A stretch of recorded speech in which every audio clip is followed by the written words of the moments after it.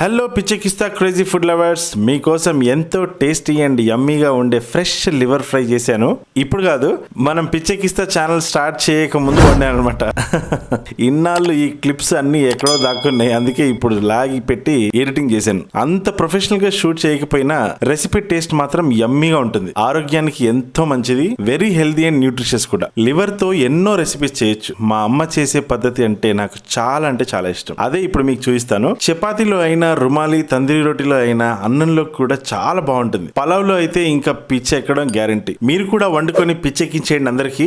కానీ ఒక మాట, లైక్, కమెంట్, షేర్ మాత్రం మర్చిపోవద్దు. పాపం మా అమ్మ నేర్పించిన రెసిపీ కదా.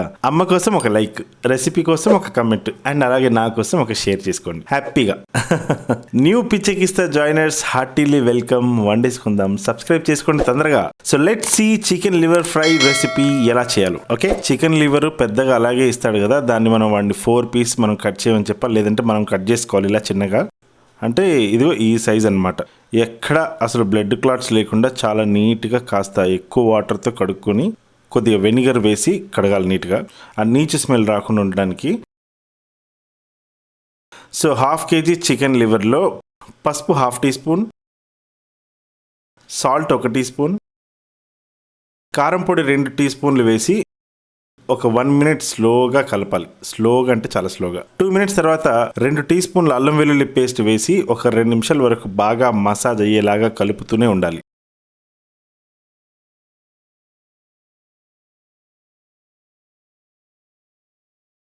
తర్వాత ఒక 3 టేబుల్ స్పూన్ ఆయిల్ వేసుకొని కాస్త హీట్ అయ్యాక లివర్ వేసేయాలి. ఒక 1 minute వరకు తప్పకుండా అలానే పెట్టి ఫ్రై అవనివ్వాలి. చాలా మంది ఏం చేస్తారంటే, ఏ నాన్ వెజ్ అయినా ఆయిల్లో వేయగానే వెంటనే తిప్పేస్తారు. ఒక చిన్న కాన్సెప్ట్ ఏంటంటే, ఆయిల్లో మనం వేసేదే ఫ్రై అవ్వడానికి కదా. మరి అది వేసిన వెంటనే మూకుడికి తగిలిన నాన్ వెజ్ భాగం ఫ్రై అవ్వాలి కదా. మరి వేసిన వెంటనే కలపడం ఎంతవరకు కరెక్ట్ చెప్పండి. అందుకని వేసిన వెంటనే ఒక 1 minute వదిలేస్తే ఆ కింద ప్లేస్లో ఫ్రై అవుతుంది కదా. అది అలా అయ్యాకే తిప్పాలన్నమాట. అమ్మయ్య, ఒక కొత్త విషయం చెప్పేశాను. బయట వర్షం పడుతుంది, ఫుల్ చల్లింది. క్లైమేట్ మాత్రం వండర్ఫుల్గా ఉంది. సరదాగా మీకోసం ఒక పాట పాడతాను, సో ఎంజాయ్ చేయండి హ్యాపీగా.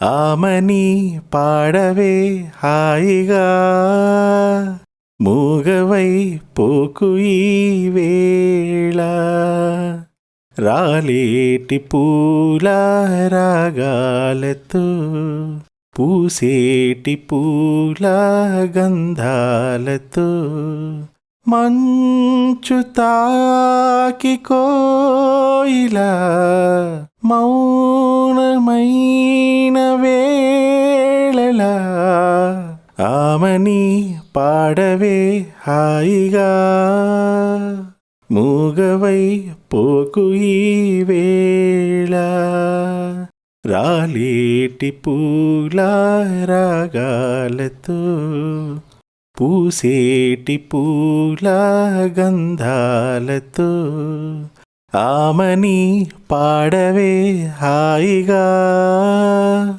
ఆమని పాడవే హాయిగా. ఎలా ఉంది ఫ్రెండ్స్ నా పాట? కొంచెం బయట చలిగా ఎక్కువ ఉంది కదా, సో వాయిస్ అలా కొంచెం బొంగురు పోయిందనమాట. సో ఇప్పుడు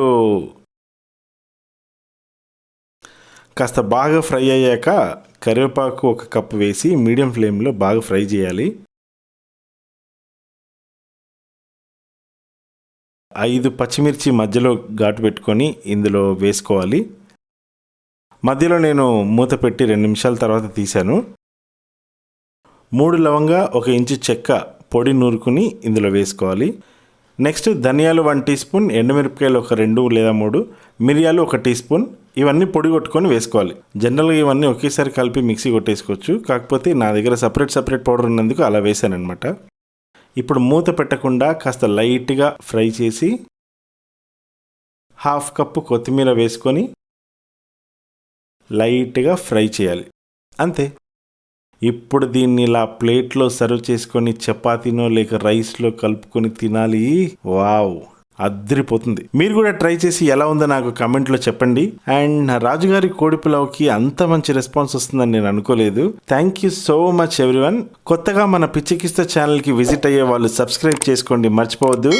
మంచి మంచి స్పెషల్స్ రెసిపీస్ వండేసుకుందాం. Okay, thank you for watching and see you in the next crazy recipe. Bye.